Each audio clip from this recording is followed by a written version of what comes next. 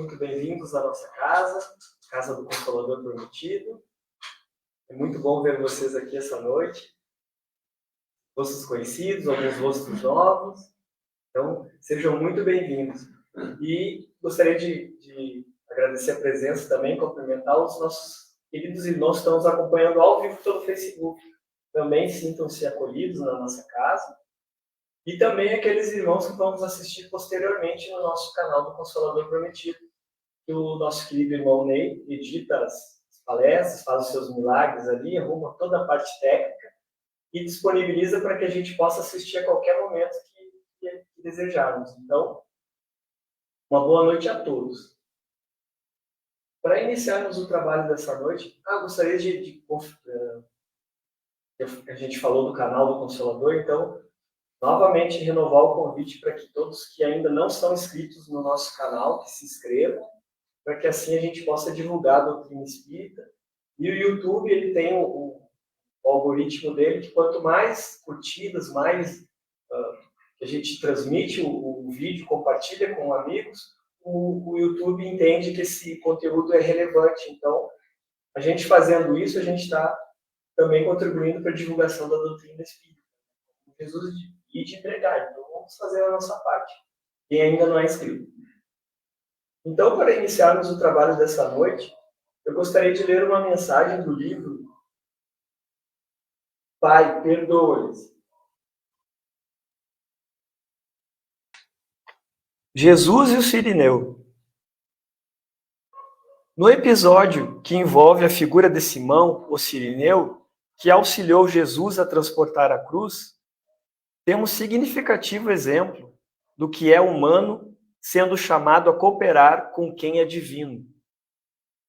É claro que aquele homem não fora solicitado a complementar a coragem do Senhor, no testemunho derradeiro, mas sim a substituir-lhes os ombros macerados sobre o pesado lenho.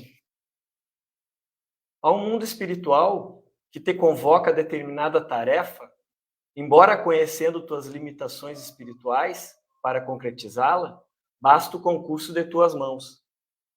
Não alegues, pois, em tua humanidade excessiva imperfeição para a fuga deliberada aos convites que te são formulados, para colaborar com o céu sobre a terra. Cede o teu corpo ao Senhor, e por seu intermédio, ele operará maravilhas.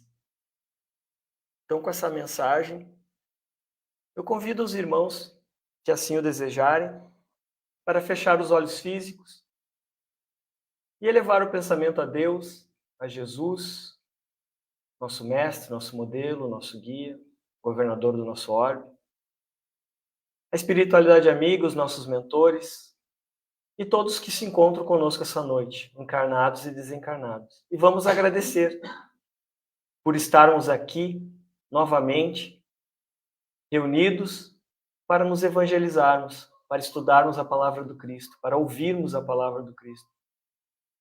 E vamos pedir que tudo que estamos recebendo, as luzes que aqui estão nos envolvendo, os fluidos benéficos, que se espalhem para todos que precisam, todos que sofrem as dores físicas, as dores morais, e todos os irmãos que sofrem com os conflitos, com as guerras que ainda ocorrem no nosso planeta. E que o entendimento, a paz entre os irmãos consiga, em algum momento, reinar no nosso planeta. Pedimos também o amparo necessário para o nosso querido irmão Walter Ney, responsável pela palestra doutrinária dessa noite, que ele possa transmitir tudo aquilo que ele planejou e tudo aquilo que é importante para cada um de nós nesse momento da nossa caminhada. E assim, agradecidos que estamos, iniciamos o trabalho dessa noite. Que assim seja. Assim seja. Então, já de imediato, eu gostaria de chamar nosso querido Walter Ney para iniciarmos o trabalhador da Luz e Caridade, né? Sim. Então, contigo então, nosso irmão. Muito obrigado. Uma boa noite a todos. Boa noite. Primeiramente, eu agradeço o convite da casa para fazer essa exposição doutrinária aqui. A gente fica, no mínimo duplamente feliz, né? Convidado através do nosso irmão Ney, que gentilmente me fez o convite. Eu digo duplamente feliz porque, primeiramente, é a chance que nós temos de divulgar a nossa doutrina, divulgar a doutrina espírita. Como espíritas que somos e cristãos, é um orgulho muito grande nós divulgarmos essa doutrina. E o segundo motivo de felicidade é que para fazer vir aqui hoje, a gente tem que dar uma estudada. E quanto mais a gente estuda, mais a gente aprende. Então, essa oportunidade de divulgar e de aprender um pouquinho mais, a casa me privilegiou com isso e eu já de antemão agradeço por essa oportunidade. Bom, mas vamos lá. Vamos então conversar hoje, meus irmãos, sobre o capítulo 24 do nosso Evangelho. Não ponhais a candeia debaixo do alqueire. Esse é o título do capítulo 24. E como eu falei, o Evangelho, ele tem que ser lido naturalmente. Tá? Mas não basta apenas lermos o Evangelho. O Evangelho tem que ser estudado. Vejam bem, nós estamos lendo ali o título do capítulo. Não ponhas a candeia debaixo do alqueire. Se nós apenas lermos o que está escrito ali, qual é o nosso entendimento com relação a isso? Cada um vai entender alguma coisa. Mas a partir do momento que nós nos estudamos, aprofundamos, nós vamos conseguir chegar à real intenção de que Jesus quis dizer com aquela frase. E candeia, nós sabemos que candeia, naquela época, né, era como se fosse uma lamparina, né, um recipiente que se colocava um pavio, se acendia alimentado por um óleo. Naturalmente, naquela época, se não me engano, era óleo de oliva. Tá? E o alqueire, que hoje em dia é uma medida de terra, naquela época nada mais era do que uma cesta que era usada para medir grãos. E foi justamente a partir daí que se tornou o alqueire uma medida de terra, ao longo do tempo, a transformação da língua. Então, não ponhas a candeia debaixo do alqueire. Se a candeia era feita para iluminar, naquela época não tinha luz elétrica, por que nós vamos esconder a luz? O que Jesus quis dizer com isso? Não esconder, vamos acender para iluminar e esconder essa luz? O que ele quis dizer, na realidade, é que nós não devemos esconder a nossa luz. Todos nós somos filhos de Deus. Então, dentro de cada um de nós existe aquela chamazinha que foi colocada lá no momento da geração do nosso espírito. E à medida que a gente vai estudando o Evangelho, a gente vai aumentando, vai reforçando essa luz, vai crescendo. Lembram que todos aqueles que seguiam o Cristo, bastava chegar perto dele que se sentiam bem. Tamanha era essa luz interior que ele tinha.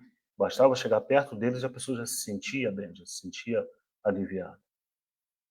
Todos nós podemos chegar, né, que é o nosso objetivo, aos moldes do Cristo. Ter essa nossa luz interna fortalecida. Mas para isso nós temos que estudar o Evangelho. Ok? E Jesus justamente veio trazer o Evangelho, que é o que significa o quê? Evangelho significa a boa nova. Não é isso? Mas nem todas as pessoas têm essa facilidade de transmitir o Evangelho por palavras. Cada um tem o seu jeito de ser. Mas nem por isso a pessoa pode deixar de transmitir. Existe uma outra maneira muito mais prática também de fazer essa transmissão, que é justamente através da nossa postura, o nosso caráter, nosso jeito de ser. E também, com certeza, o nosso modo de agir ele é observado por todos à nossa volta. Então, se nós agirmos de acordo com os ensinamentos do Cristo, as pessoas vão observar e vão achar, provavelmente, que nós agimos de forma diferente, vão ter a saber por quê. E essa maneira diferente de agir é uma maneira também de divulgar as leis divinas, de divulgar os passos do Mestre. Então, consigo então os irmãos não colocarem a candeia de cada um de vós debaixo do alqueire. Nós não podemos ter vergonha de ser cristãos, de falar do Cristo, de divulgar o ensinamento do Cristo. Né? Pelo contrário, nós temos que ter justamente orgulho de fazer isso. Então, feita essa introdução, vamos então para o nosso tema final, real, só um pouquinho, que é o item 17 a 19, que é carregar a sua cruz. Quem quiser salvar a vida, perdê-la. Essa é a nossa conversa de hoje, é sobre esse tema específico.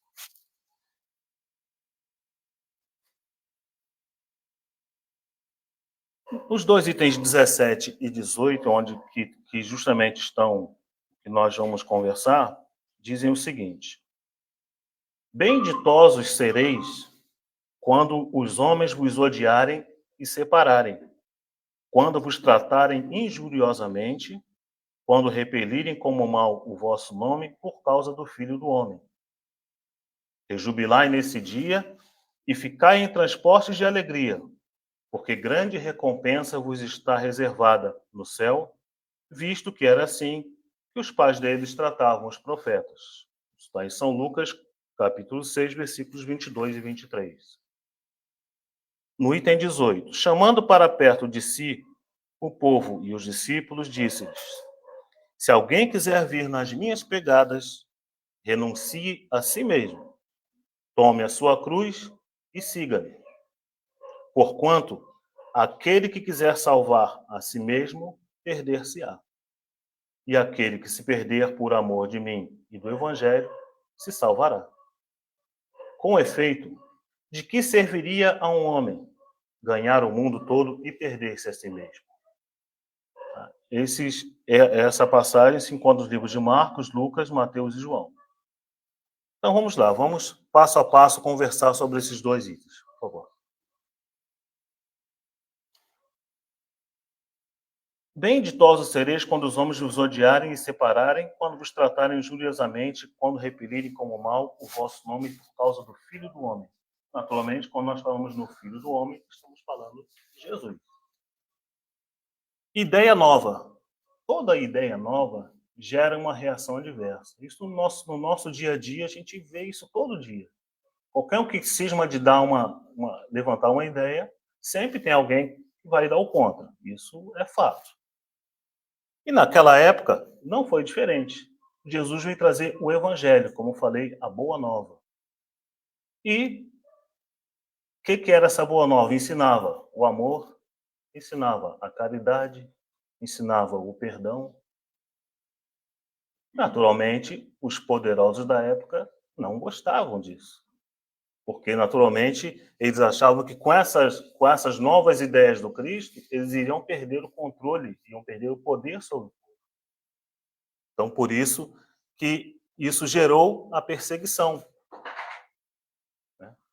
Porque os poderosos ficaram com medo de perder o controle que teriam sobre o povo naquela época.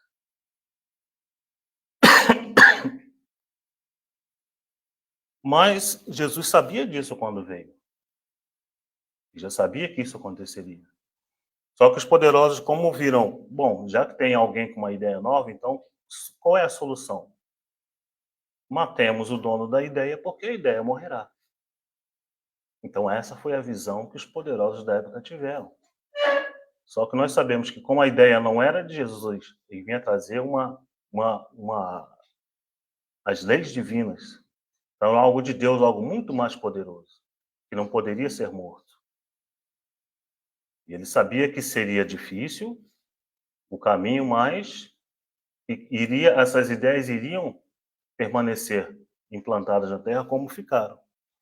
E aí aqueles seguidores e seus discípulos começaram, após a sua crucificação, após a sua morte, a ser perseguidos porque eles mantiveram aquelas ideias em voga. Os poderosos continuaram perseguindo tanto os discípulos como os seguidores por causa disso, porque queriam de toda forma que aquelas ideias não se propagassem ao longo do tempo. E aí entra aquilo que eu falei, que nós falamos. Porque a palavra, como a gente diz no ditado, né, que a palavra convence, mas o exemplo arrasta, né? Então, os discípulos, por mais que eles falassem, né, e não conseguissem convencer as pessoas, mas as atitudes que eles tinham é que chamavam a atenção. Eles eram perseguidos, eram presos, eram torturados, mas eles mantinham aquela fé, mantinham aquela ideia, porque eles tinham a certeza, tinham a fé de que aquilo era o caminho certo. Eles tinham fé naquela recompensa lá no final. Então, isso é que levava as pessoas a seguirem e a confiarem nas palavras, nas leis divinas. Rejubilai nesse dia e ficai em transportes de alegria, porque grande recompensa vos está reservada no céu, visto que era assim que os pais deles tratavam os profetas. Tudo a seu tempo. Se nós pararmos para pensar, a primeira revelação, digamos assim, das leis divinas foi lá com Moisés, com os 10 mandamentos. Isso foi por volta de 1.300 anos antes de Cristo. Né? Naquela época, os 10 mandamentos, a gente quando lê acha que é meio rígido, meio duro, mas é que o povo daquela época não tinha jeito. Um amadurecimento do povo daquela época exigia aquilo ali. Eles não tinham ainda um amadurecimento para entender certas coisas. Depois veio o Cristo. Já, praticamente 1.300 anos depois, Jesus veio encarnado para trazer o Evangelho, trazer a Boa Nova. E mais tarde, em 1857, tivemos a doutrina espírita. Então vejam que os intervalos de tempo para que houvessem as revelações. Por quê? A humanidade, ela progride, assim como o planeta. Tudo tem uma lei do progresso. Então, o que adiantava naquela época do Moisés, lá em 1300, falar sobre reencarnação, falar sobre espíritos? Ninguém conseguiria entender. Seria jogar uma ideia ao vento. Os moldes hoje, nós vivemos hoje nesse período, a época do plantio do arroz, não é isso? Então, o arroz é uma sementinha, tem um tempo certo de se plantar e tem um terreno específico onde ele vai germinar. Assim são as leis divinas. Elas são reveladas passo a passo de acordo com a evolução, com o amadurecimento do ser humano.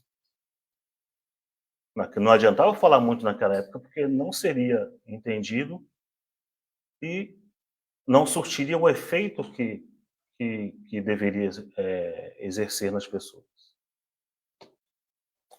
Vamos para o próximo, por favor? Não, só um pouquinho. E eu falei do progresso, né, do progresso da humanidade, do progresso do planeta. Então, a nossa evolução como ser humano, de certa forma, é uma evolução fácil. Você nasce, vai para a escola, estuda, se forma, faz uma pós-graduação, faz um doutorado, né, arranja um bom emprego, ganha um salário bom. Né? Isso é a progressão, o progresso humano. Mas e a evolução espiritual? Gente, essa é difícil. Porque a evolução espiritual, ela envolve a evolução moral. E é aquela mudança interior que nós chamamos da reforma íntima.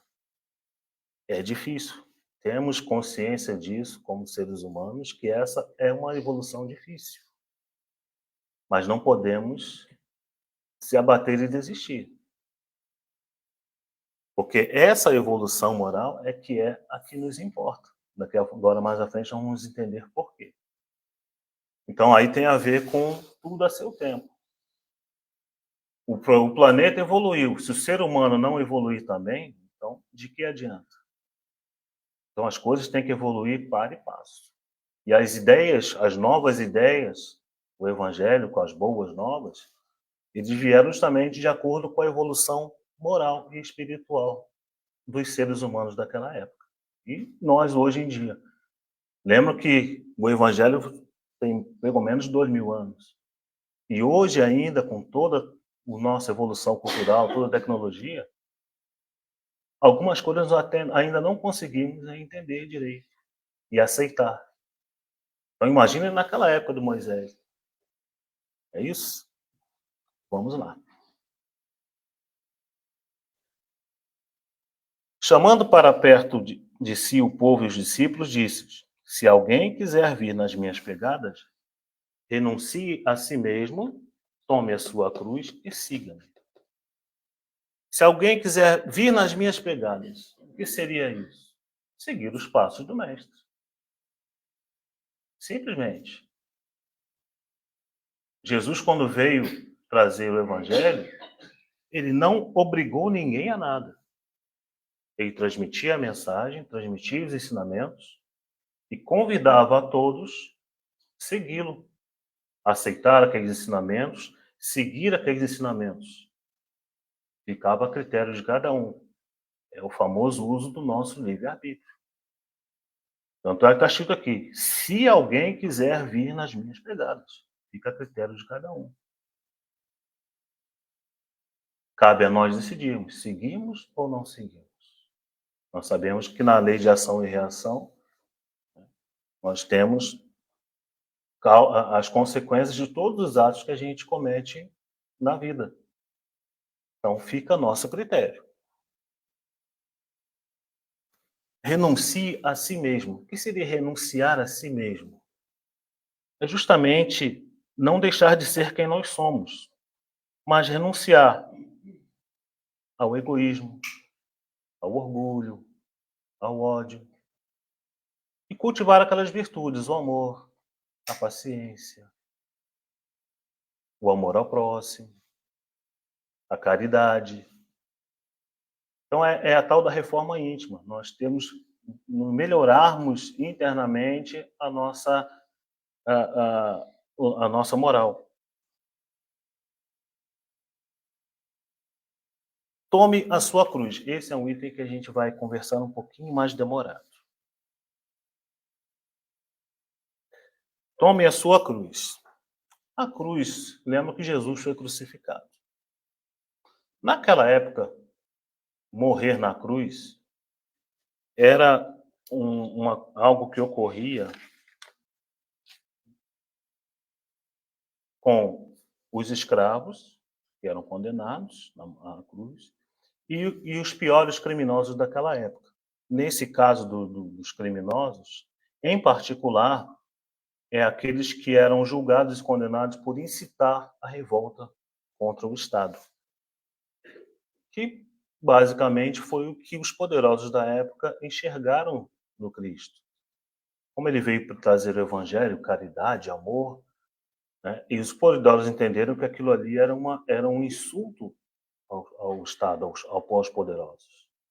Por isso aquela ideia de matar a ideia para que ela não se propagasse, para poder manter o poder. E essa punição da crucificação era a maneira mais humilhante que existia na época de se punir um infrator. O infrator carregava o instrumento da sua própria morte até o local da execução, ao longo da cidade, com todos os habitantes assistindo, para aquilo servir de exemplo para que ninguém cometesse o mesmo erro que aquele infrator estava cometendo. Então essa era a ideia da crucificação na época. Mas será que essa cruz que Jesus quer que a gente tome é a mesma cruz que ele carregou de madeira pesada? Essa é a simbologia. Nós não podemos levar ao pé da letra. Todos nós cada um de nós tem a sua cruz para carregar. Qual é a simbologia com relação a isso? A cruz que nós levamos hoje são os nossos problemas, os obstáculos que a vida nos oferece. Tudo isso é a nossa cruz. Que deve ser entendida não como um fardo, como um peso, e nem para carregar a vida toda. Ela deve ser encarada como um obstáculo que deve ser ultrapassado. Reforçado pelo quê? Pela fé. Nós temos que confiar que aquela cruz que eu recebi para carregar, seja normalmente, que dá alguns exemplos, né? Às vezes a gente tem um ente querido que se envolve na drogadição, no alcoolismo. sofre um acidente e fica com uma limitação física. Ah, mas isso foi castigo de Deus porque ele... Deus não castiga ninguém. Deus não castiga ninguém.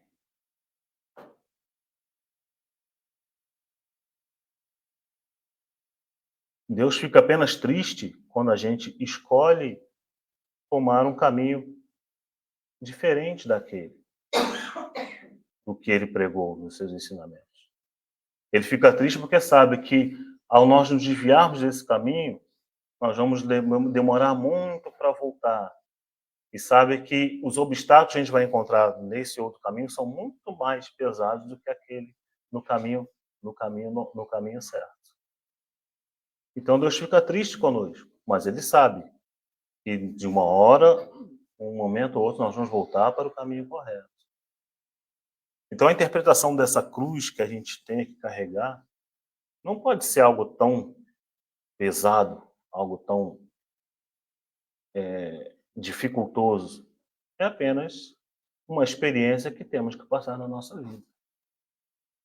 Eu trouxe uma história para vocês com relação a isso, para deixar bem claro essa visão da interpretação do que seria a cruz que a gente carrega. Eu conheço uma família cristã, inclusive, né? Tiveram 6 filhos. O primeiro filho dessa família era mudo. Não se sabe se ele nasceu assim ou se logo no início da sua vida aconteceu algum problema. Não se sabe. Os outros 5 filhos, nenhum tinha nenhuma limitação. Lógico, isso ocorreu em 1955. Nós sabemos que naquela época a medicina não era tão evoluída. E naquela época também, o pessoal que já é mais antigo lembra disso, não se costumava tirar de casa as pessoas com deficiência. Os pais escondiam com vergonha ou por alguns outros motivos, não era normal. Hoje em dia a gente vê pessoas com deficiência, né, caminhando pela rua, convivendo conosco com toda tranquilidade. Naquela época, não. Então, a família naquela época, quando aquela criança teve aquele problema, ela entendeu, naquela época, que aquela criança com aquela limitação era a cruz que ela tinha que carregar. Só que, qual foi a atitude que a família tomou com relação a isso? Simplesmente cruzou os braços. Deus quis que viesse assim, ponto.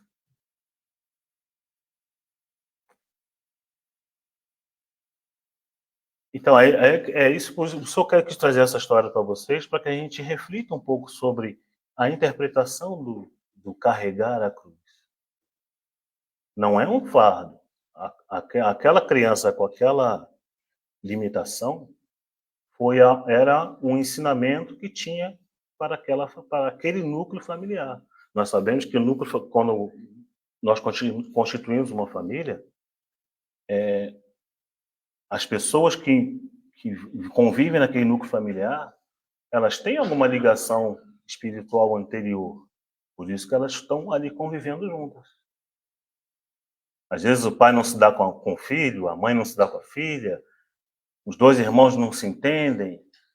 São situações que a espiritualidade cria para que a gente pratique as nossas virtudes, para que a gente elimine aqueles vícios, o ódio, o rancor, que a gente cultive o amor ao próximo, a paciência.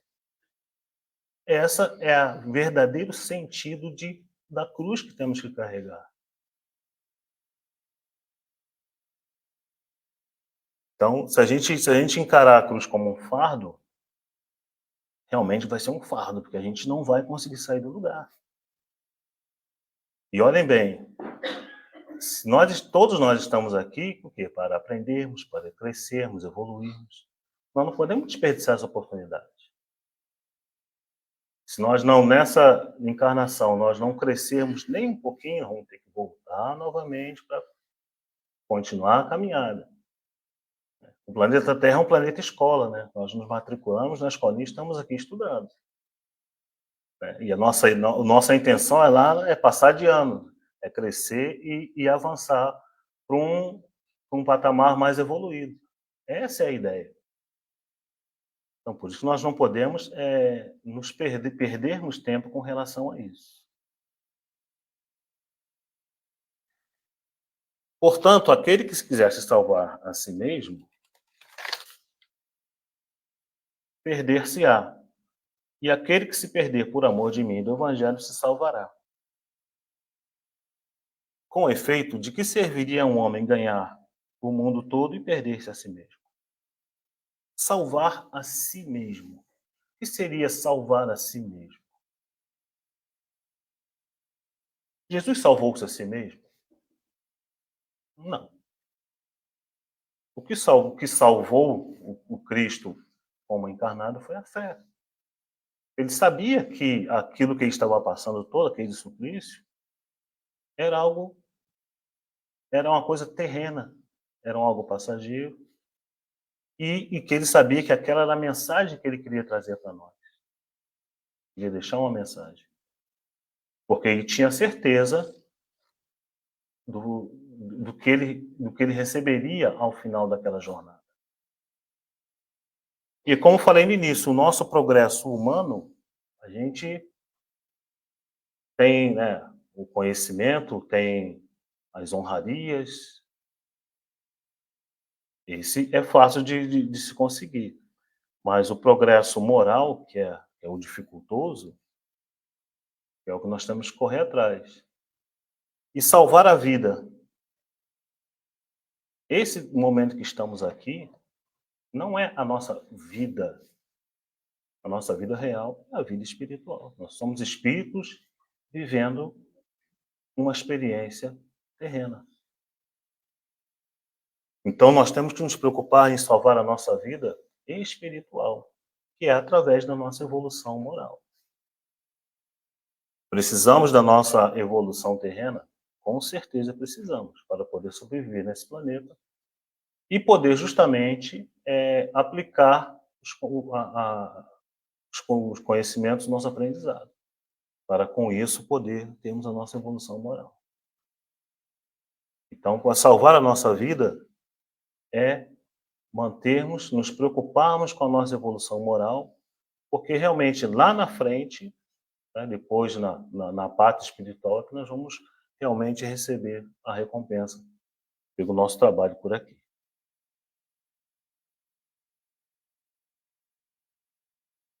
Porque o corpo físico, ele vem só para nos ajudar nessa caminhada. Tanto é que quando nós morremos, ele fica. Levamos o quê? O nosso espírito e aquilo que, durante a nossa estada aqui neste planeta, nós acrescentamos à nossa vida. A nossa verdadeira vida.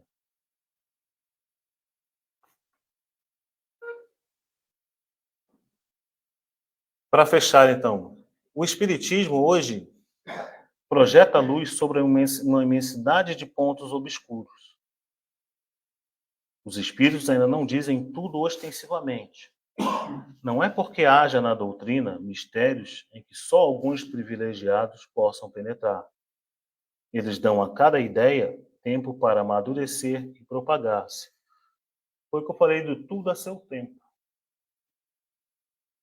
Hoje nós podemos falar sobre mediunidade, sobre os espíritos. Naquela época, antigamente, não se podia falar sobre isso, que nós não estávamos preparados para entender esses conceitos, entender essa evolução. Mas hoje, sim.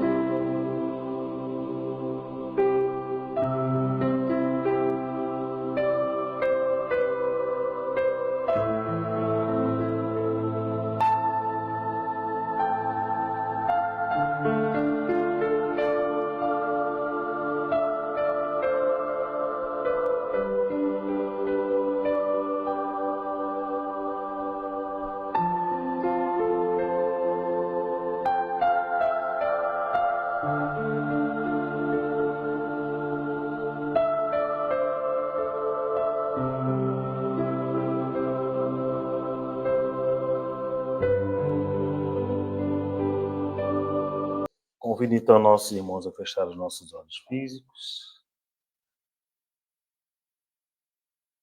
e agradecer ao Deus, nosso Pai de amor e bondade, pela oportunidade que nos deste de estarmos aqui esta noite. Podemos ouvir mais um pouquinho dos teus ensinamentos, reforçando a nossa fé. Que essas palavras que foram ditas nesta noite possam nos amparar, nos auxiliar na nossa caminhada, na nossa evolução espiritual, na nossa evolução moral, no nosso dia a dia. Possamos, cada dia, sermos um pouquinho melhor do que o dia anterior. Que assim seja.